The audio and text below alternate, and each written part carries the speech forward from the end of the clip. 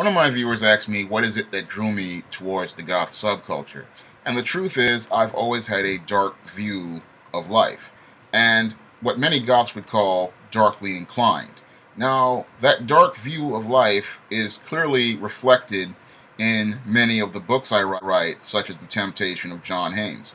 Now, The Temptation of John Haynes was a novel I wrote about a man, John Haynes, who was fired from his job and then is offered a job at a major corporation as its CEO. And what he doesn't know is that the entire corporation is filled with demons, and only demons pretty much work there. And his assistant is ESTEEM, a she-demon sent there to tempt and compromise him.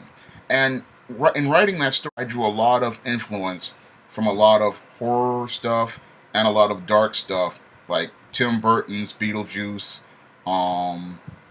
Harold Ramis and Bill Murray's Ghostbusters, and Joss Whedon's Buffy the Vampire Slayer. All three of those were major influences on The Temptation of John Haynes.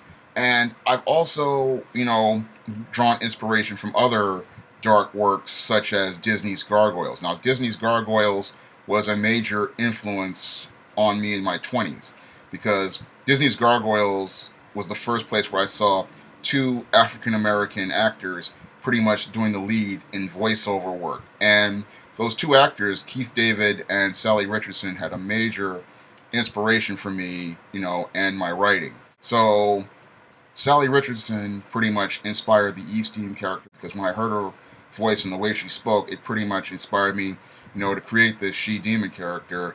And then Keith David later on inspired the Lucifer character, who had a major role in The Temptation of John Haynes and other stories. So when I was watching Gargoyles, again, it was a very dark show, but it had a major influence on me. And in Gargoyles, they often referenced a lot of, heavy gothic themes and gothic literary works, and it had a lot of major dark stuff, inside of that Gargoyle show. And again, that was a major influence on me in my 20s. But before then, again, I always had a darker view of things, and that darker view, again, is reflected, again, in my work, such as ISIS series books like Bride of Dracula and Night of the Vampires. But again, growing up, that was something that I had grown up with, because, again, I grew up during the 1980s, and the 1980s was a very dark period here in New York City. During the 1980s, the city was in a major state of decline. There was a lot of crime, there was a lot of violence, and I had to go back and forth to school every day, in the middle of all this. And during this time, everything I saw was abandoned buildings, crumbling buildings, and you see this every day, and it gives you a very dark view and a very dark perspective of things. And in addition to that, you saw a lot of people you interacted with. Some people were alcoholics, some people were drug addicts, and you would see the heroin addicts, nodding down the street. When I was a little kid, you would see that happening. And in some ways, it kind of reminded me of the zombies, in horror movies. And that was during the early 1980s. You would see all this, because I remember one time when my father took me to the barbershop on Frederick Douglass Boulevard in Sugar Hill, and me and my sister went out to play, and I noticed, many of the buildings around me, they had the windows bricked up with cinder blocks. And I also noticed it when my mother was taking us up the hill to go on the D train to Coney Island. I saw on the Grand Concourse, lots of buildings were blocked up with cinder blocks. And again, and then you saw a lot of buildings, they were crumbling, sidewalks were cracked. It was a very dark and very gritty time, in the 1980s. That's the way it was in the 1980s. And then when you rode on the trains were covered in graffiti. Some of them broke down and they would stall in the tunnel. It was very rough at that time. And in some ways, it was literally like being in a real life horror movie. And I didn't notice it, again, until I got older and I started to reflect on my childhood, and I started to say, yeah, it was like a real life horror movie. And that was one of the reasons why I had the Matilda character in Spellbound, pretty much say, that my life is like a horror movie, give or take a scene, because if you lived in New York during the 1980s, it was literally like a horror movie, and you pretty much were running like one of those victims in a horror movie when you went to school and back trying to get home, hoping that you would be safe from many of the real life monsters that surrounded you. And as I was going to junior high school and IS 148 in the Bronx, and then later on Park West High School in Manhattan, I ran into a lot of these real life horror monsters because, again, at that time, around 87, 89, the crack epidemic was starting to take full swing here in New York. And the scariest part of being in that era wasn't just the crack addicts, it was the dope dealers. The dope dealers were actually more dangerous than the crack addicts because while the crack addicts were addicted to crack, your dope dealers, many who were like teenagers and young men, were addicted to the money and the power. And because they were addicted to the money and the power, it made their behavior change. And they literally became like monsters because a lot of these guys, they were very emotional and they wanted to flex their muscles to show their power because they were very insecure. So the least little thing could set them off. So being around these kind of guys, it was like walking on eggshells. It was really, a scary thing to deal with when you were in high school. So if you the least little thing again could set them off. You could look at them the wrong, and if they took it the wrong way, it could lead to a fight. Or if you said something that they didn't like, it could lead to a fight. And in many cases, it was dangerous because these guys, in some cases, didn't fight with their hands. They carried weapons like knives and box cutters, and some of these guys even carried guns. So it was really precarious to go to school in that time. So it was like literally like a horror movie. Going to school was like a horror movie, and just walking around was like a horror movie. You pretty much, lived in real life terror, here in the South Bronx. And living in that environment, when I would watch things like horror movies, or I watch stuff with horror themes like Ghostbusters or, Beetlejuice, it didn't seem that scary to me. I mean, it seemed, like a way, it was dark, but it wasn't, I saw the difference between, dark and evil between the two. And because I saw the difference between dark and evil between the two, I knew that the darker view wasn't bad, but I knew what evil was. And that's what I learned, growing up in the South Bronx. And because, again, I've always had the darker perspective of things, and I always saw things from a different perspective growing up. This is another thing. And because I saw things from a different perspective, you could just see the world, from a totally different view. Because a lot of goths, that's one of the things I can relate to with it, is that they see things from a different view. Now, my first real experience in seeing a goth character was in 1988 when I was watching the movie Beetlejuice. When I saw Lydia Deetz, that was the first time I ever actually saw, a real life goth on screen. Because back in the 1980s, yes, the goth subculture was around. It was barely around about 13 years maybe about then, so it was still young. A lot of people didn't know anything about it, and with there being no real internet, so many people didn't really know what this subculture was. They knew that, Lydia was dressed in black and she was a very interesting person, but that's all we really knew. After Beetlejuice, the other place I saw goths was the Jenny Jones Show. Now, the Jenny Jones Show back in the 90s used to invite a lot of goths on the show. And on these shows, a lot of people would try to shame the goths, and they would try to make fun of the goths. And I never thought that was right, because whenever I would listen to the goths, they just seemed like nice people. And I wanted to learn more about the subculture back then.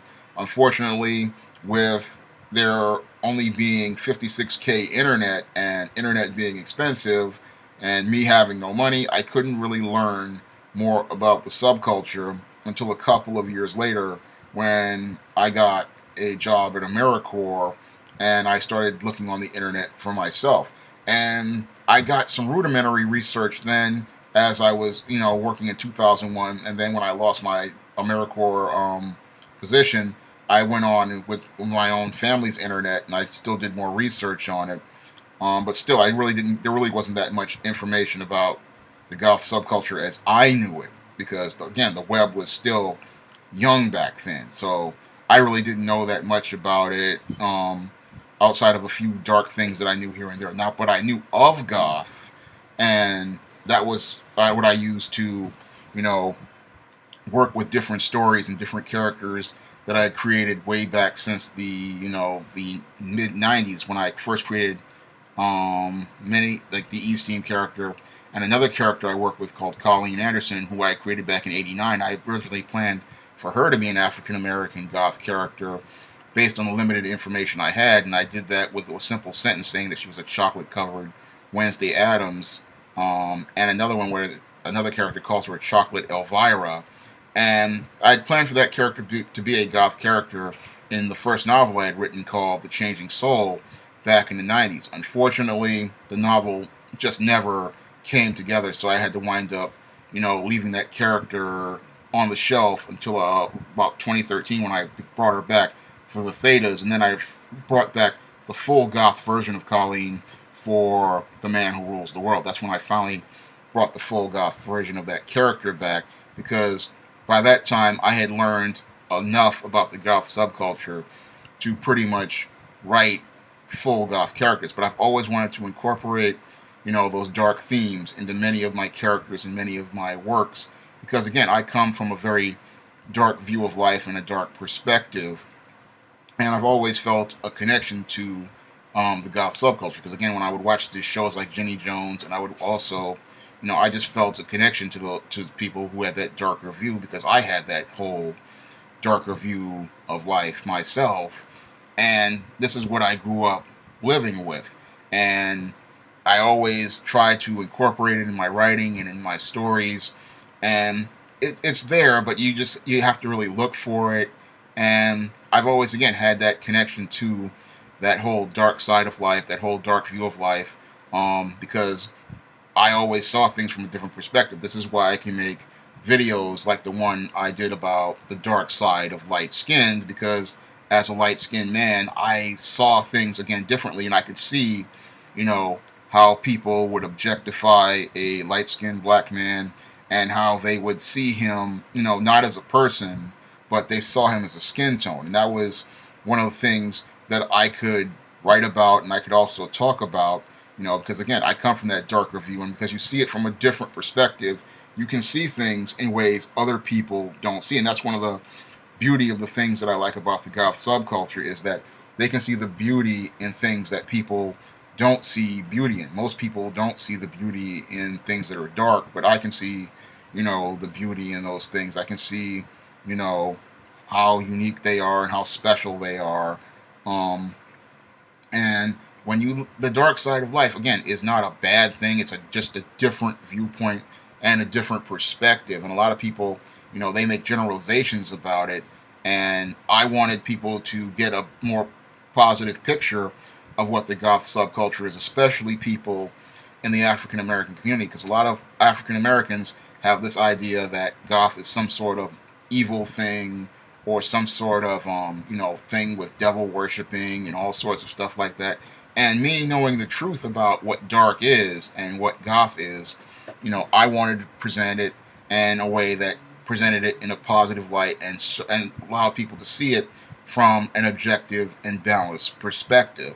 And that was one of the reasons why I started to write stories featuring goth heroines, because I wanted people, African Americans especially, to take a look at the goth subculture and see what it truly was. Because a lot of black people, including even members of my own family, didn't even know that there were black goths. They didn't even know that there were blacks participating in the goth subculture. And I wanted more black people to know that there were black people participating in the goth subculture, and they've been participating in it for decades now. So that was one of the reasons why I started to do a lot more research on it, because yes, I knew of it, but I really wanted to really understand it and understand what it was about, and understand it in a way that I could discuss it with people in things like YouTube videos and in my literature, so that they could understand it completely. And that was one of the reasons why I started, learning more and more about the goth subculture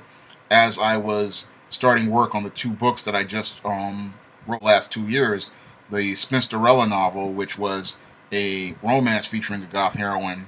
And after seeing so many people react so positively to that book, I then wanted to write a story featuring the Matilda character in her baby bat years or kindergoth years in Spellbound, where readers see how she came into goth subculture and what were her motivations for becoming a part of the goth subculture. And I wanted people to, like kids and their parents, to see, what draws someone into the goth subculture, and for them to see that goth is not a bad thing. It's actually a great thing because your child is showing you the positive parts in themselves, and they're expressing themselves in a very positive way. So when I was writing those stories, I drew again from my love of goth and from my own personal life experiences, being a person who has grown up from a darker perspective, and seeing things from the dark side of life. And I put that all into my stories. I put it all into my writing, and for me, it's like goth is something. It's a beautiful thing. It's just a very positive thing, and I want people to come out of it seeing what's really positive about the subculture, and see what's great about it. So when that's one of the things that drew me to the subculture again, was that I saw a connection to it, and I saw a part that I could be a part of it, and I saw people who were like myself, people who I could relate to. I identified with a lot of stuff that was going on in the subculture, because I do come from the dark side of life, and I've had dark experiences. And that's what really drew me, towards it, because I just instinctively felt that connection to it, and me growing up on the dark side of life, it just felt like the right place for me to be. And now you can pick up a lot of my work, like The Temptation of John Haynes, Spinsterella, and Spellbound on Amazon.com. It's literature with with dark themes and dark views. However, it's literature with a positive perspective of those dark themes and dark views. And it's great reading, and I know that you'll enjoy it.